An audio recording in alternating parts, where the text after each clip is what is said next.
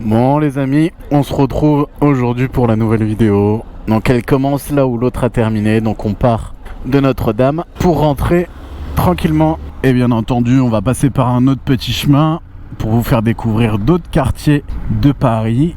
Donc là sur la droite vous avez l'île de la Cité où il y avait Notre-Dame de Paris. Donc bien entendu vous pouvez toujours liker, commenter, partager cette vidéo et surtout vous abonner, c'est le plus important et c'est ce qui permet de développer le plus possible la chaîne. Je vais te remonter un petit peu, normalement là ça devrait être bien. Donc Paris, 20h, entre les deux semaines des Jeux Olympiques, enfin entre les deux cérémonies. Et donc petit vlog, motovlog, daily observation. Et donc je vous laisse profiter de la route. Et puis dès qu'il y a des petites choses intéressantes ou si j'ai des trucs à vous dire, je vous commande tout ça. En temps normal je prends sur la droite pour aller rejoindre Opéra, enfin Pyramide et après Opéra. Mais là on va continuer de longer la Seine qui se trouve là, juste là sur notre droite. Comme ça vous fait découvrir d'autres endroits. Musée d'Orsay qui n'est pas du tout là. Pourquoi il y a marqué ça? Parce que le musée d'Orsay il est plus loin. C'est un attrape-touriste ça.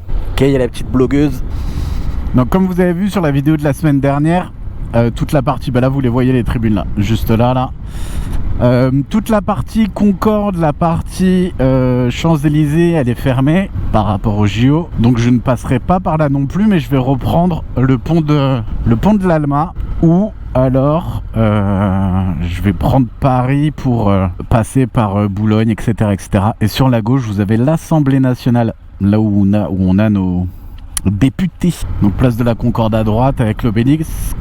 En face vous avez le Grand Palais avec le drapeau français, là où il y a eu l'escrime. Là sur le pont Alexandre III, juste là, il y a eu l'arrivée et le départ du triathlon et des courses de vélo. Et ça traverse n'importe comment.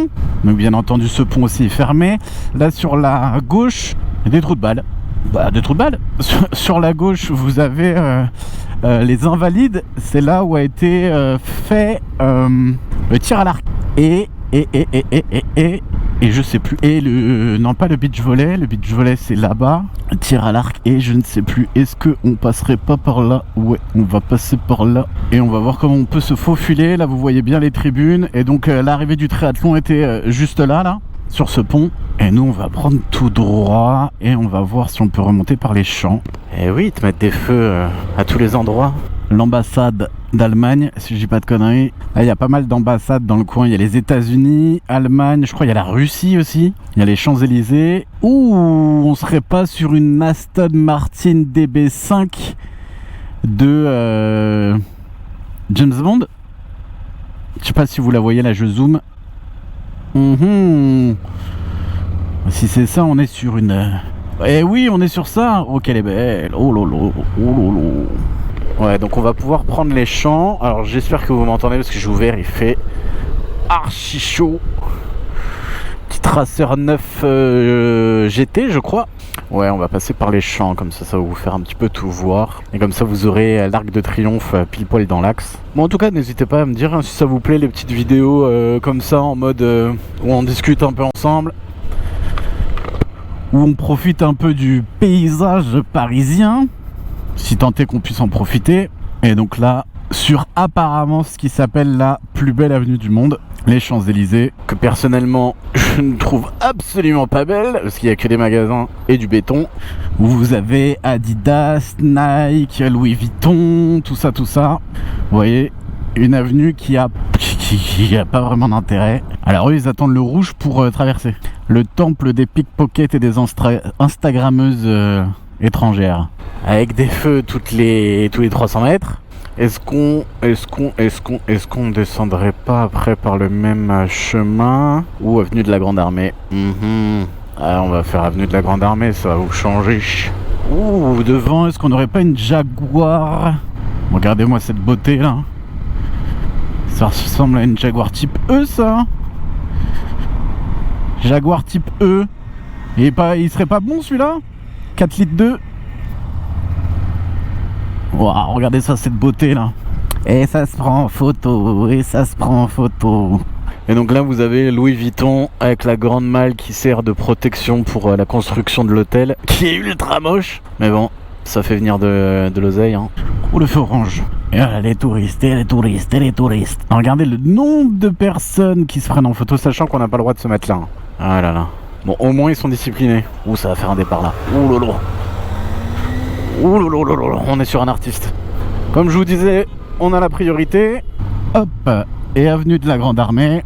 Et donc vous avez la Défense qui est dans l'axe des Champs-Élysées avec des pavés horribles. Et donc pour ceux qui savent pas, qui sont pas d'ici, dans cette avenue, c'est là où sont quasiment tous les concessionnaires moto. Vous avez Ducati, Honda, Yamaha, Triumph, Kawasaki, Indian, Harley Davidson. Vous avez aussi les équipementiers, il y a Denez, Shoei ou Shoei. Voilà, donc ils sont tous présents ici. Donc généralement, quand on vient faire des essais pour Paris-Ouest, bah, c'est généralement vers ici. Sur la droite, c'est le Palais des Congrès. Et donc là, on va quitter Paris, on va rentrer sur Neuilly. Qu'est-ce qui fait chaud? Et je vais en profiter pour vous poser une petite question, parce que je suis en pleine réflexion de savoir si oui ou non je me sépare du Forza. Parce que comme je vous ai dit, la moto me manque et je réfléchis, je devrais l'essayer dans pas trop longtemps normalement, la CF Moto MT450 et pour le coup, bah, il faudrait que je revende le scooter. Et je ne sais pas quoi faire. Alors si des personnes qui regardent mes vidéos ont la MT, bah, vous pouvez me mettre dans les commentaires si vous en êtes satisfait. Pas satisfait, on m'a dit que la boîte de vitesse était un peu rigide, un peu dure. Et c'est un truc que moi j'aime pas trop. En sachant que je vais pouvoir l'essayer, donc normalement je vais pouvoir me faire une idée. Et ça serait pour donc remplacer le scoot, donc avoir un daily. Et également pour aller faire du off-road. Off-road et road trip. Comme ça je pourrais en plus vous mettre du contenu différent sur la chaîne, bien entendu. Donc ouais, dites-moi si c'est un truc qui pour vous intéresserait, s'il y aurait toujours un intérêt à suivre mes vidéos, etc. Sachant que le contenu road trip, bah, ça serait pour essentiellement bouger en France, peut-être des petits trucs à l'étranger. Petit KLR, peut-être des trucs à l'étranger, mais à voir. Pour le moment il n'y a rien de planifié. Et ou également pour apprendre l'off-road, apprendre un peu le tout-terrain, l'aventure. Et comme ça, vous pourriez suivre l'avancée de mon niveau, etc.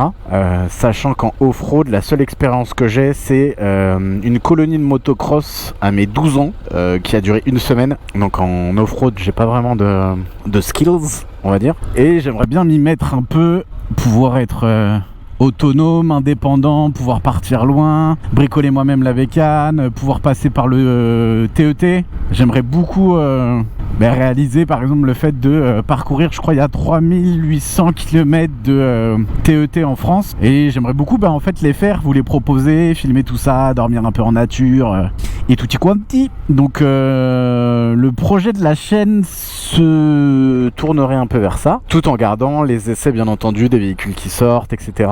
Donc voilà, ça serait ça le projet si je revends ce scooter et que je craque pour la MT. Alors certains d'entre vous qui me suivent depuis le début pourront dire « Ah mais t'es bizarre, t'avais un Transalp et ton Transalp tu l'as revendu alors que t'aurais pu le faire avec ton Transalp ». Et c'est pas faux. Après le Transalp je l'ai revendu comme je vous l'avais dit suite à des problèmes au niveau de l'épaule et du coup des fourmis dans les mains. Et pour le coup je n'ai plus ce problématique là, donc après à voir si la MT ça ferait la même chose ou pas.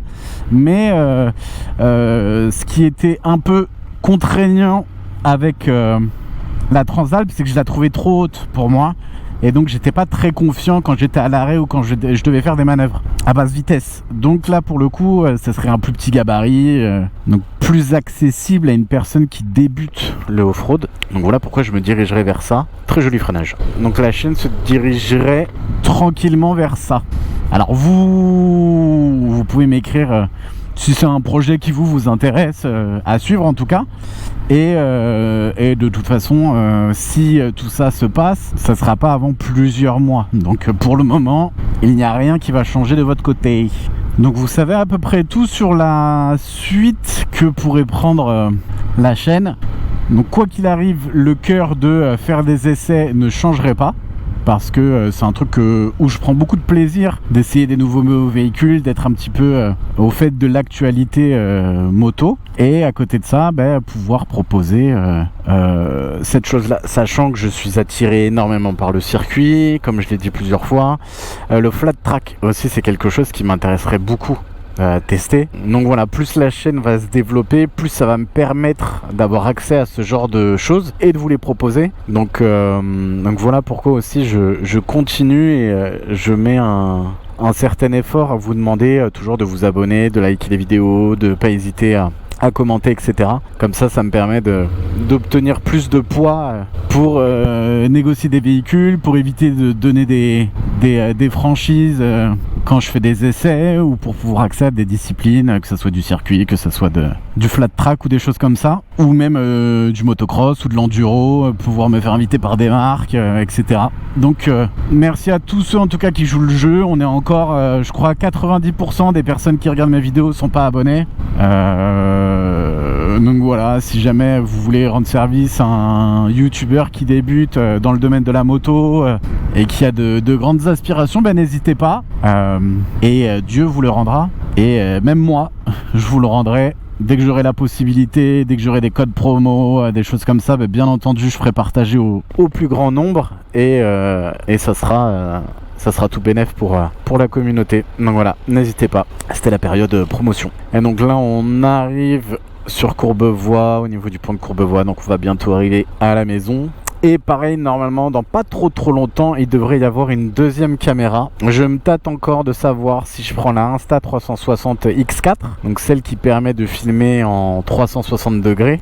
Et du coup, si j'ai la MT450, ça pourrait être vachement intéressant, parce qu'il pourrait y avoir des plans plutôt sympas. Donc je réfléchis, ou est-ce que je me prends une deuxième GoPro, je sais pas, à voir. Et donc je vous laisse profiter des derniers petits moments de roulage. Et nous on va bientôt arriver à la maison, donc je vais vous abandonner dans pas très longtemps. En tout cas, je vous remercie encore pour ce que vous faites, pour le nombre d'abonnés, pour les commentaires. En plus, ce qui est bien, c'est que quand j'essaye une moto, souvent vous allez l'essayer après, ou quand vous l'avez acheté, vous revenez sur la vidéo pour me dire ah ouais, c'est vrai qu'il y a ça, c'est vrai qu'il y a ça, ouais, j'ai le même ressenti que toi sur ça, donc c'est vachement cool. Enfin, en tout cas, moi j'aime bien.